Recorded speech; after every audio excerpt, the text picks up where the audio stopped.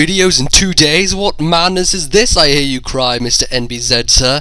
My friends, this is not madness. This is, in fact, me actually deciding to post something regularly for once. Yes, indeed. We've got a game here against the good ship Kyprotonic, the man himself, Kypro, who has been started uploading more recently, and he's been uploading some 5th gen, some 4th gen, and all that good stuff. So I highly recommend you go check out his channel. Being a fellow British person, I would highly recommend all his stuff. He is very, very proficient in the ways of playing Pokemon, so I definitely recommend you go check him out. So do that.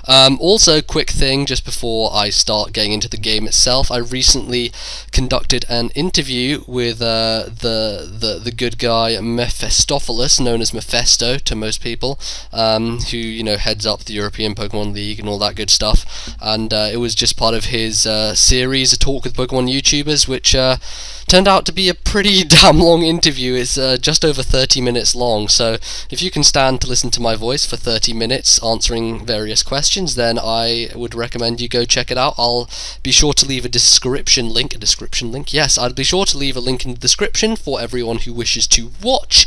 Otherwise, you can just stay here for the ride and watch my battle against the good guy Kyprotonic person, and everything will be happy-full. So without further ado, let's get into the game itself.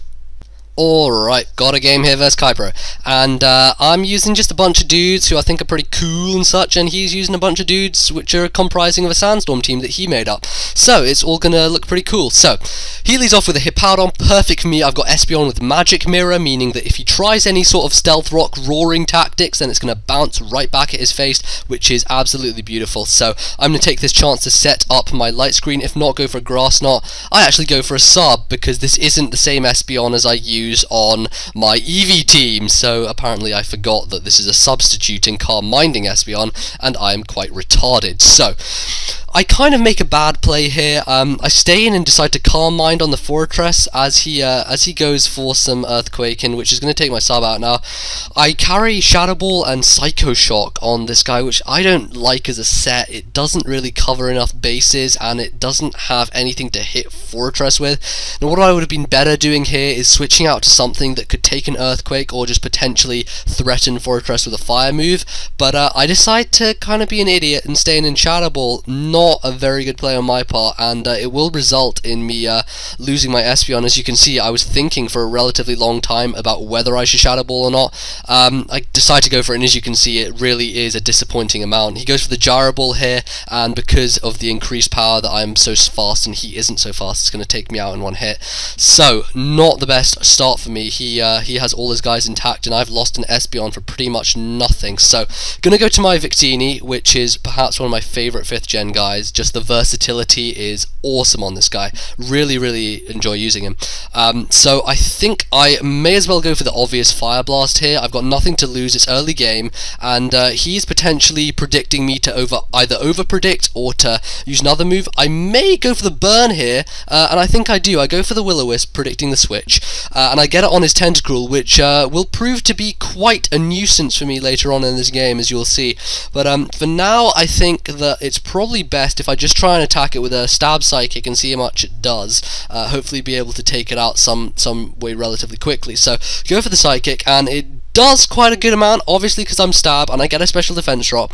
The Boiling Water isn't going to actually do that much, seeing as Victini has base 100 in every single stat, so its special defense and HP are very sizable, and it's able to take that hit pretty nicely. Obviously I can't get burned because I'm Fire type, which is another added bonus, but I'm going to have to switch out here because, no I'm not, what am I saying, he's in the bad position, he's going to have to switch out here, otherwise he'll die. So he goes to Rancoros, and I get the Psychic on it, which doesn't do too much, but obviously he is in effect by the SandStorm, which is very nice. Having Rancoros on a SandStorm team, it doesn't take any weather effects or anything, and can be quite a nuisance, especially as a special wall. It's a very nice fit. There aren't many good special walls in SandStorm, but this one works quite well. So I decide to Fire Blast it just to do as much damage as I can, and Kypro didn't actually have much knowledge about the 5th gen metagame at the time that we played this game, so he didn't realise that Victini was Psychic type, so he went for the Focus Blast, which was kind of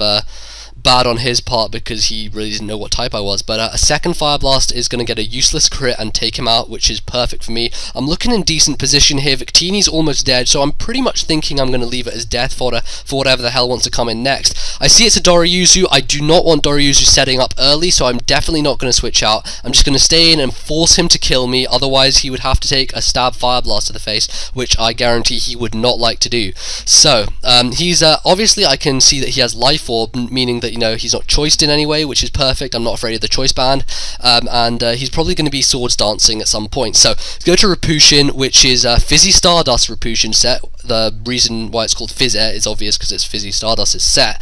It's a very, very cool set, and some pretty decent stuff happens right here. He's going to go out to his Fortress first of all, as I go for a Drain Punch, just, you know, not going to be too obvious. This set doesn't actually have Mach Punch on it. It has a couple of other cool things, and one of those cool things is right now, because Fizzy put Fling on this thing. So I'm going to fling the Flame Orb onto the Fortress. He's going to get burned, and he's going to explode on this turn, and that was one of the funniest things I think that has happened in my, one of the coolest things, one of the coolest moves that has happened in my entire battling career, flinging a Flame Orb onto something that's about to explode, and as you can see, it didn't really do anything whatsoever to my Repulsion, which is very nice. So I am looking at about half health here, but I do carry Drain Punch, which means that whenever he brings something in that I can hit hard, I'll be able to use Drain Punch to bring myself back some HP. Now, I probably shouldn't have gone for the Drain Punch here on Gliscor.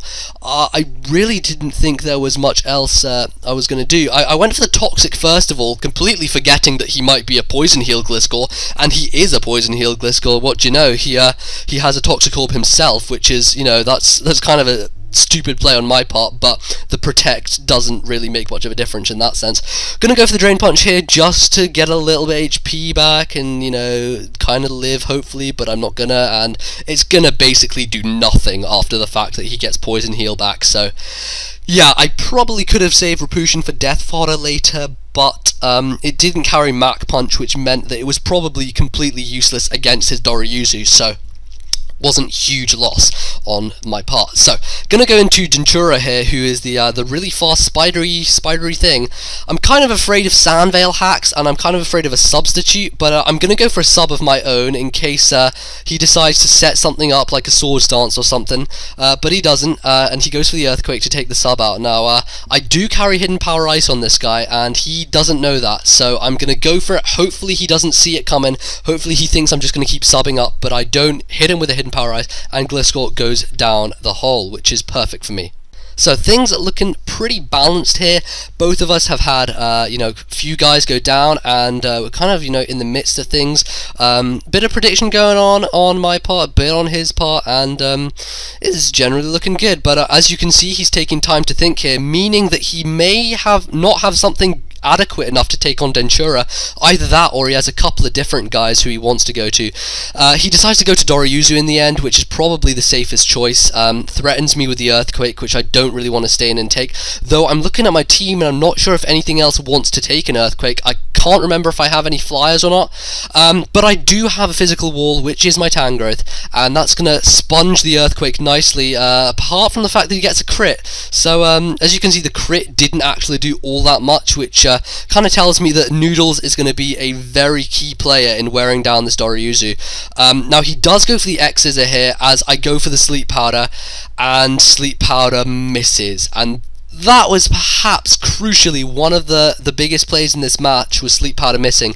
As you can see, I will now not be able to live a second X-Scissor, and the only way that I'm going to beat this Doryuzu is with Tangrowth. So Tangrowth has regeneration. I'm thinking I can potentially work my way around this with a bit of prediction. So I decide to switch out Tangrowth. He now is back up to respectable health thanks to the boost from the regeneration. I'm just going to go to my Dentura's death fodder, and he's going to take it down from Life Orb as well. So now here's the situation where I have to go into Tangrowth, and I have to go for the Sleep Powder. I've got two guys left, Tangrowth and some other dude, I can't remember, might be Espeon, no, Espeon's dead, something else, I can't even remember what I have, but Tangrowth is the thing that will win me this match if I get to predict properly.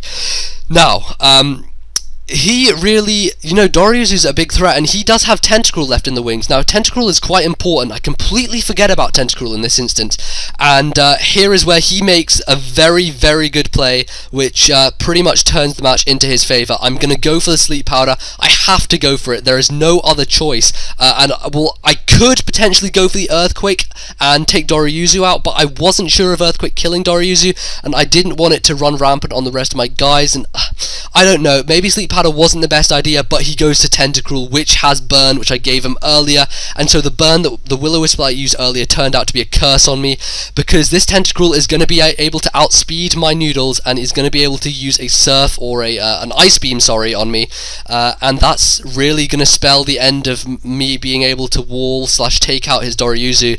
Was that one prediction.